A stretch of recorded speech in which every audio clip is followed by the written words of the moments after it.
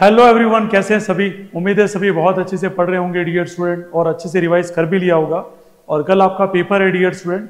तो मैं यहाँ कुछ क्वेश्चन को तो एक्सप्लेन किया है, जैसे चैप्टर 7 में आपको काफ़ी दिक्कत आती है अल्टरनेटिंग करंट में, तो वहाँ पे भी आज हम बात करेंगे dear student. So first of all the student welcome to GV foundation with आपके और अपने एसके सर के साथ डियर स्टूडेंट। आज हम बात करेंगे चैप्टर 7 अल्टरनेटिंग करंट की, और उसके अलावा भी कुछ चैप्टर्स के मैं क्वेश्चन आपको दिखाता जाऊंगा, ताकि वो क्वेश्चन का स्क्रीनशॉट आप लेके डियर स्टूडेंट ज्यादा से ज्यादा उस क्वेश्चन को रिपीट कर ले डियर स्टूडेंट। कल ऑलमोस्ट इसी में से ही आपको मिलेगा डियर स्टूडेंट पेपर में। So without wasting a time let's start the lecture that is very important for tomorrow's exam. और कल के एग्जाम में बहुत अच्छे से प्रिपरेशन करना है डियर स्टूडेंट। जितना हो सके राइटिंग स्किल्स पे ध्यान देना, एज वेल एज क्वेश्चन को बहुत अच्छे से पढ़ना। जो पहले है उसे अटेंड करना डियर स्टूडेंट, और जो लगा कि मॉडरेट है ठीक है उसको लास्ट या बीच में कहीं पर भी एडजस्ट करना, लेकिन राइटिंग स्किल प्रेजेंटेशन में दिक्कत नहीं आनी चाहिए डियर। ठीक है, और मुझे उम्मीद है कि तुमने इतनी मेहनत कर ली है कि मुझे बार बार बोलने की जरूरत नहीं है। ठीक है, so wish you all the best to all the student from SK sir. And आज हम बात करेंगे चैप्टर 7 के कुछ questions. Let's see dear, out of this nothing. पहला क्वेश्चन है, describe any two energy losses occurring in the transformer, how this can be minimize. मैं ज्यादा डिटेल में डिस्कस नहीं करूंगा, सीधा याद रखना हाइस्टेसिस लॉस होता है, किसकी वजह से होता है, कोर में मैग्नेटाइजेशन और डीमैग्नेटाइजेशन होता है, हमने लेक्चर में बात की थी। एडी करंट की बात करें, this is induce in the core by changing the magnetic field, it can be minimize by laminating the core. आप कोर को लैमिनेट कर दोगे तो ये जो लॉस है जो ट्रांसफार्मर में वो क्या हो जाएगा, मिनिमाइज हो जाएगा। Electric power is transferred at high voltage up to large distance, तो उसका भी आंसर क्या है, इलेक्ट्रिक पावर अगर लार्ज डिस्टेंस पे ठीक है ट्रांसफर हो रही है एट हाई वोल्टेज, तो ये एक ही रीजन है कि मिनिमम एनर्जी लॉस होने की वजह से इससे मिनिमम एनर्जी लॉस होगा। ऐसा क्यों, due to resistance in the transmission line. क्या हो जाएगा डियर स्टूडेंट, आ गया समझ में ये। सो दैट्स वेरी सिंपल, वापस मैं समझा देता हूं क्या है। हम इसलिए ट्रांसफर करते हैं ताकि एनर्जी लॉस मिनिमम हो, ड्यू टू रेजिस्टेंस की वजह से क्या होता है, एनर्जी लॉस बहुत ज्यादा होता है। लेकिन जैसे ही हम क्या करेंगे, हाई वोल्टेज पे ले आएंगे डियर स्टूडेंट, तो यहां पे हमारा एनर्जी लॉस क्या हो जाएगा, कम हो जाएगा। नेक्स्ट क्वेश्चन है dear, find the time taken by the alternating current to attain zero from the peak value, the frequency of alternating current is 50 Hz। मैं यहाँ ज्यादा कुछ भी ऐसा नहीं कर रहा हूँ अंडरलाइन वगैरह, जो है आपको समझ में आना चाहिए। You know very well from 9th class, time period is equal to क्या होता है, 1/फ्रीक्वेंसी। फिर आपने ये पूरा ग्राफ पढ़ रखा है इस तरीके से डियर, तो आपको ये पता होगा क्या होता है यहाँ पर, इधर क्या होगा, इधर क्या होगा, 0 होगा, फिर इधर क्या होगा t/4, फिर ये t/2, फिर 3t/4, फिर लास्ट में t आता है। तो आपको बोला है डियर स्टूडेंट, क्या बोल रहा है, find the time taken by the alternating current attend the zero. तो जीरो पे कहाँ अटेंड करता है डियर स्टूडेंट, वो बात करनी है। और यहाँ पे 0 है और एक यहाँ पे 0 है, तो वहां बात करें तो डियर स्टूडेंट क्या कंडीशन आ सकती है, कौन कौन सी कंडीशन यहाँ पे इंपॉर्टेंट है, वो आपको मैंने समझाई थी ड्यूरिंग द लेक्चर्स। तो यहाँ t/4 हो जाएगा, ये तो आप निकाल लेंगे 0.02 सेकेंड फ्रीक्वेंसी की वैल्यू इंडियन करंट की अकॉर्डिंग। t/4 0.02/4, आंसर क्या आ जाएगा, 0.005 सेकेंड। ठीक है, I am not explaining in detail because exam कल है और मुझे बहुत जल्दी आपको ये वीडियो पोस्ट कर देना ताकि आप लोग अच्छे से देख पाए question. Right, one merit and one demerit of alternating current, AC can easily transform to different voltages level for efficient transmission. Demerit ये है कि AC is more dangerous as compare to DC. फिर एक्सप्रेशन हमें obtain करना है pure inductive alternating current में, जहां हमें इंस्टेंटेनियस करंट, रिएक्टेंस और पीक वैल्यू ऑफ करंट निकालनी है, और हमें कर्व पावर का भी ड्रॉ करना है। तो ये आपका डेरिवेशन है डियर। हम क्या करते हैं, इंडक्टर ले लेते हैं, AC supply I is equal to V M sine omega t, d by L ले लेते हैं, I is equal to V M by L sine omega t d t. Solve किया ही होगा, आपको पता होगा डियर। फाइनली आई का एक्सप्रेशन जो आ जाएगा वो क्या आएगा, I M sine omega t minus π/2 आ जाएगा। XL is equal to omega L, I M is equal to V M by omega L. I lags करता है by π/2 as compare to V lead करेगा किसको, आई को डियर स्टूडेंट π/2 से। ये पूरा डेरिवेशन आपने समझा हुआ है as you know very well. Self induction EMF is equal to क्या होता है, minus L D I by D T. आप खाली नजर मार लेना, ये आपका फेजर डायग्राम है डियर स्टूडेंट। यहाँ पे वी लीड करता है तो वो आगे रहेगा, और आई क्या करता है डियर स्टूडेंट, लैग करता है π/2 से, तो वो पीछे रहेगा। तो π/2 से ये ग्राफ चलेगा, पूरा ग्राफ ड्रॉ किया हुआ है डियर। नेक्स्ट, ये आपका पावर फैक्टर के अकॉर्डिंग हमने फेजर डायग्राम भी ड्रॉ कर लिया है डियर, जिसे हम वेक्टर डायग्राम भी बोलते हैं। ठीक है, चलिए फिर आगे बढ़ते हैं। नेक्स्ट सवाल देख लीजिए, वो सॉरी नेक्स्ट क्वेश्चन है, what does mean by the half power point frequency. Half power point का मतलब ये होता है जहां पर output power of the system, ठीक है याद रखना, the frequency at which output power of a system क्या हो जाए, drop to half of its maximum value. Means output power अगर क्या हो जाए, जो भी मैक्सिमम वैल्यू उसका हाफ हो जाए। अगर वैल्यू की बात करें एमसीक्यू में आ जाए क्वेश्चन, तो 3 डेसिबल रहेगा। क्या रहेगा, 3 डेसिबल। आप बैंडविड्थ की बात करें डियर, आपने सॉल्व भी किया होगा। बैंडविड्थ में हाईएस्ट जब होता है तो वहां एक्सएल इजिकल टू एक्सआर होता है, रेजोनेंस कंडीशन होती है। पावर को यूज करेंगे डियर स्टूडेंट, आईआरएमएस को यूज करेंगे। और जब हम एक्सप्रेशन की बात करें डियर स्टूडेंट, तो ये आपका एक्सप्रेशन आ जाएगा, पूरा डेरिवेशन आपके सामने है। अगर मैं यहाँ समझाने जाऊंगा तो 19-20 मिनट तो डेरिवेशन में चली जाएगी। तो मैं नहीं चाहता हूँ लेक्चर आपका वेस्ट हो, आप खाली समझ लीजिए और देख लीजिए। तो फाइनल एक्सप्रेशन क्या आएगा, F2 - F1 is equal to R by 2πL। Next dear to write the relation between the what, root mean square value and peak value of the alternating current. ये तो सभी को पता है dear student, IRMS is equal to IE0 by √2 is equal to IM by √2। फिर आगे बात करें, draw the vector diagram for a series R, LC या LCR, जो भी लिख के आए, घबरा मत जाना। ध्यान रखना यहाँ इंपेडेंस निकालना है। क्या निकालना है, इंपेडेंस, क्योंकि सीधा सीधा बोला है कनेक्टेड विद अल्टरनेटिंग वोल्टेज। ये तो क्या बोल रहा है, वेक्टर डायग्राम बना और फेजर डायग्राम, तो ये तो बना दिया हमने डियर। ठीक है, जिसमें क्या करता है, VC नीचे, VL ऊपर हो गया, और ये बीच में हॉरिजॉन्टल में theta is equal to omega t, resultant में VS लिख दिया, VR और इधर VL हो गया। हमें इंपेडेंस निकालने को बोला, तो Z इज इक्वल टू क्या होता है, V का फॉर्मूला हमें पता है dear student, square root R square I square R square I square XL minus XC का whole square, I square common आ गया, I root R square plus XL minus XC का होल स्क्वायर बाई I से I cancel हो गया, final expression ये आ गया dear. ठीक है, पूरा डेरिवेशन नहीं करना है जब तक ये नहीं बोला हो कि आप ये निकालो वो निकालो, खाली Z बोला हो डायग्राम होना है, क्योंकि 2 नंबर का ही क्वेश्चन नहीं है। Derive N expression for the induce EMF in a rod, ये आपके चैप्टर 8 का है, देख लेना अच्छे से। फिर डियर स्टूडेंट कौन सी कंडीशन है इसमें, तो आपको दिख रहा है सीधा सीधा R ऐसी कंडीशन है जहाँ रेजोनेंट कंडीशन मतलब जहां पे कैपेसिटिव रिएक्टेंस किसके बराबर हो जाए, इंडक्टिव रिएक्टेंस के बराबर हो जाएगा, XC बराबर XL हो जाएगा। ये अगेन एक क्वेश्चन आ गया जिसमें आपको बोला है कि जो पावर फैक्टर है वो कितना है, 0.07 है, फ्रीक्वेंसी 50 हर्ट्ज है। अब बोल रहा है अगर फ्रीक्वेंसी को डबल कर दें तो कैलकुलेट द पावर फैक्टर। तो आप पावर फैक्टर का फॉर्मूला पता है, R by Z, Z के बराबर होता है R square plus XL square, और स्क्वायर बोथ द साइड्स आप सॉल्व करेंगे तो आपके सामने एक्सप्रेशन XL डैश जो आ जाएगा वो क्या आ जाएगा, 2 टाइम्स ऑफ XL, क्योंकि हमने फ्रीक्वेंसी को क्या कर दिया, डबल कर दिया। आप सॉल्व करेंगे R by Z, Z is equal to क्या होता है, ऊपर के R किसके बराबर हो गया, XL, R किसके बराबर हो गया, XL। आप सॉल्व करेंगे तो पता पड़ जाएगा डियर स्टूडेंट, R किसके बराबर हो जाएगा, XL के बराबर।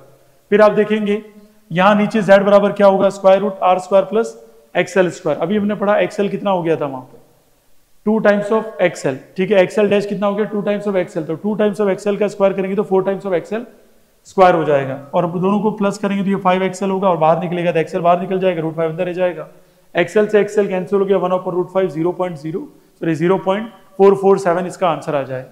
ठीक है, मैं थोड़ा सा स्पीड इसलिए कर रहा हूँ क्योंकि बहुत सारे चैप्टर है डियर स्टूडेंट, और बहुत सारे जो चैप्टर बचेंगे मैं इसको ऑरली बोलूंगा। जितने अलर्ट मोड पे स्टूडेंट है वो देख लेना, कल के पेपर में डेफिनेटली आपको वहां मैच होगा डियर। नेक्स्ट क्वेश्चन है डियर स्टूडेंट, ये आपका न्यूमेरिकल, ऐसा न्यूमेरिकल आ सकता है जिसमें हम वॉटलेस करंट की बात करेगा या RMS वोल्टेज की बात करेगा। सेम टू सेम आप देखना, V is equal to VM sine omega t, I is equal to IM 314T plus π/4। अब यहाँ कुछ पूछ सकता है, लेकिन ये आपको डेफिनेटली देखने को मिल सकता है। I is equal to IRMS sine phi, IM by √2 sine phi. IM की वैल्यू आप कंपेयर कर सकते हैं, ये 10 है डियर स्टूडेंट, √2 और साइन फाई की वैल्यू सीधी सीधी कितनी दे रखी है, π/4 दे रखी है, हमने वैल्यू रखी और आंसर आ गया 5 एम्पियर। रूट मीन स्क्वायर क्या होता है, VRMS is equal to VM by √2, VM की वैल्यू कितनी है, 50 है। अब नीचे √2 है तो रेशनलाइज करके इसको किस में ले आएंगे, इंटीजर वैल्यू में, तो क्या आ जाएगा 25√2 या √2 वोल्टेज। ठीक है, आगे कोहेरेंट सोर्सेज आप रे ऑप्टिक्स चैप्टर नंबर 9 में देख लेना। फिर बात करते हैं ट्रांसफार्मर, एक न्यूमेरिकल है जिसमें बोल रखा है 220 वोल्ट से 2200 वोल्ट तक ले जाना है। Number of turn secondary coil के 1000, तो प्राइमरी के निकालो। फॉर्मूला आपको पता होना चाहिए, N2 by N1 is equal to V2 by V1, और अगर करंट की बात करेंगे तो I1 by क्या हो जाएगा, I2। ठीक है, तो अब सॉल्व कर लीजिए, बिल्कुल सिंपल है। तो N1 कितना आ जाएगा, 1000 टर्न्स आ जाएगा। मैं थोड़ा हटता भी जाऊंगा ताकि आप लोग स्क्रीनशॉट लेके अच्छे से देख सकें, आप टाइम निकाल के। अब एक्सप्रेशन निकालना है, average power in AC circuit. ठीक है, तो एवरेज पावर का देख लेना। फिर draw the curve showing variation in the alternating current with the frequency in LCR circuit. अब यहाँ पूरा करना है अपने को LCR। ठीक है, एवरेज पावर भी आप देख लेना डियर स्टूडेंट, पूरा करवाया हुआ है। ठीक है, आई एवरेज करके पूरा। फिर ये क्वेश्चन भी आप देखे जाना, find out the value of the power factor of the following circuit, purely capacitive circuit और series LCR resonant circuit. cos phi की वैल्यू की बात कर रहा है dear student, R by Z में। तो प्योरली कैपेसिटिव सर्किट में क्या होता है, रेजोनेंट कंडीशन में क्या होता है, सब बताया हुआ है मैंने। XL बराबर क्या होता है डियर स्टूडेंट, एक्स ही होता है। फिर आप सॉल्व करेंगे तो आपके पास आंसर आ जाएगा। ठीक है, टाइम बचाने के लिए मैं ये सीधे क्वेश्चन ही बता रहा हूँ मैं डायरेक्ट। नेक्स्ट है dear student, describe any 3 energy losses, पहले ही बता चुका हूँ मैं। Draw clear and label diagram of alternating current generator. ठीक है, फिर ये न्यूमेरिकल आ गया जो मैंने कर लिया यहाँ पर। आई इजिकल टू क्या है, आई एम दे रखा है, ठीक है, sine omega t. V is equal to V M दे रखा है। अब यहाँ वैल्यू फाइव की नहीं है, तो फाइव की नहीं है तो क्या ले लिया 0.51, और इधर 5.2 कितना है डियर स्टूडेंट, π/3। नहीं मैंने किया, देखो ये 5.1 5.2, और आपको ये एवरेज पावर का फॉर्मूला याद होना चाहिए, 1/2 Vm IM cos फाइव होता है। इसका भी डेरिवेशन मैंने करवाया डियर स्टूडेंट, सारे के सारे रिकॉर्डिंग्स आपकी पड़ी हुई है। सो डाउनलोड द जीवी फाउंडेशन ऐप, आपको सारी चीज उसमें मिल जाएगी, है ना, बिल्कुल इजीली मिल जाएगी आपको। 1/2 204 और cos -5/3, और cos minus theta cos theta ही होता है। और कैसे निकाला ये, तो 5.1 - 5.2 कर दिया। यहाँ पे वैल्यू आएगी 200 वॉट के अकॉर्डिंग। अब वहां कुछ वैल्यू चेंज होगी डियर स्टूडेंट, वो आप देख लेना। Next, thank you.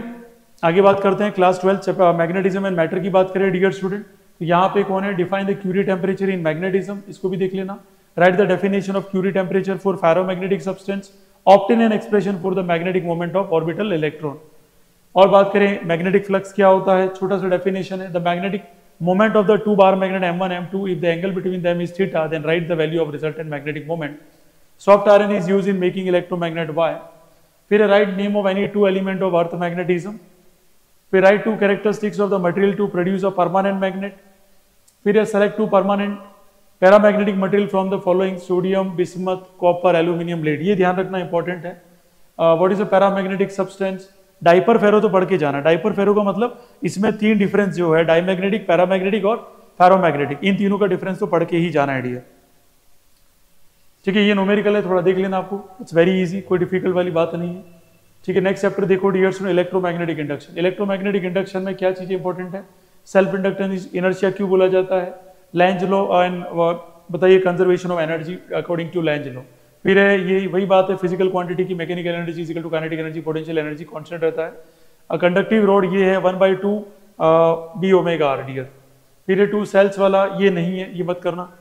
ठीक है, नेक्स्ट है current in a circuit falls from the 0.5। देखो ये न्यूमेरिकल आया हुआ है, बिल्कुल इजी सा न्यूमेरिकल है। फॉर्मूला क्या रहेगा, EMF equal to L di/dt, और आपको पूछा है डियर स्टूडेंट L, तो आप करेंगे EMF में डिवाइड कर देंगे di/dt। di का मतलब चेंज इन करंट, dt का मतलब है चेंज इन टाइम। बिल्कुल ये आप कर लेंगे तो डेफिनेटली आपको एग्जाम में क्वेश्चन मिलेगा।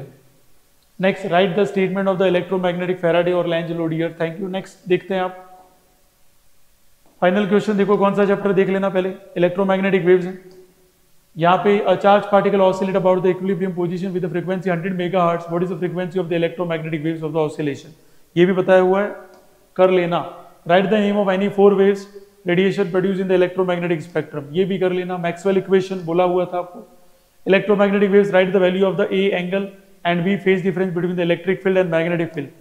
फिर ये वाला एक क्वेश्चन देख लेना, ये लास्ट में डेरिवेशन आपको पढ़ा हुआ उस चैप्टर में मिल जाएगा डियर।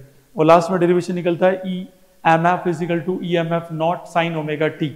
ठीक है, और हम EMF नॉट इजिकल टू लेते हैं NIAB। Right the name of the electromagnetic waves produce by the vacuum, the magnetron, और ये न्यूमेरिकल आप कर लेना डियर, टाइम इतना है नहीं, आपको प्रैक्टिस करनी होगी। Thank you. नेक्स्ट, चलिए ये तो सारे हो गए। अब मैं बात कर लेता हूँ सेमीकंडक्टर, जो भी नहीं बना पाई PDF क्योंकि इतना टाइम रहा नहीं। तो सेमीकंडक्टर में बात करेंगे तो फुल वेव, हाफ वेव पढ़ के जाना। PN जंक्शन की जो बात कर रहा हूँ मैं, PN जंक्शन में फॉरवर्ड बायस, रिवर्स बायस जरूर पढ़ के जाना डियर स्टूडेंट, क्योंकि उस पर क्वेश्चन आने ही आने।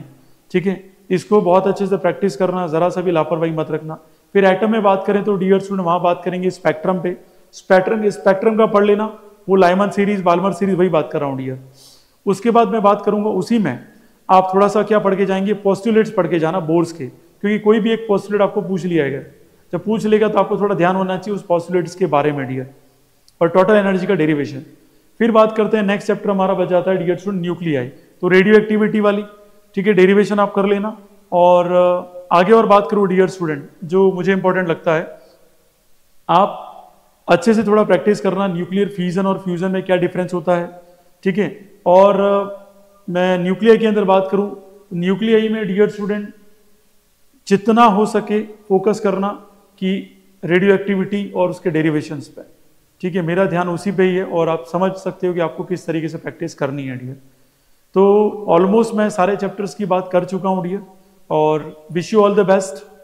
टाइम कम होने की वजह से मैंने फटाफट क्या कर दिया, क्वेश्चन आपको बता दिया ऑन द स्क्रीन, आप पॉज करके स्क्रीनशॉट ले सकते हैं और जितना हो सके अच्छे से प्रैक्टिस करिए डियर स्टूडेंट। कोई घबराने की बात नहीं है, the paper will be easy, it will be not tough.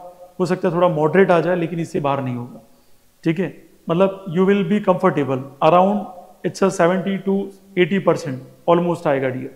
So thank you so much for watching GV foundation with आपके और अपने SK sir, and join GV foundation for your bright future. Thank you.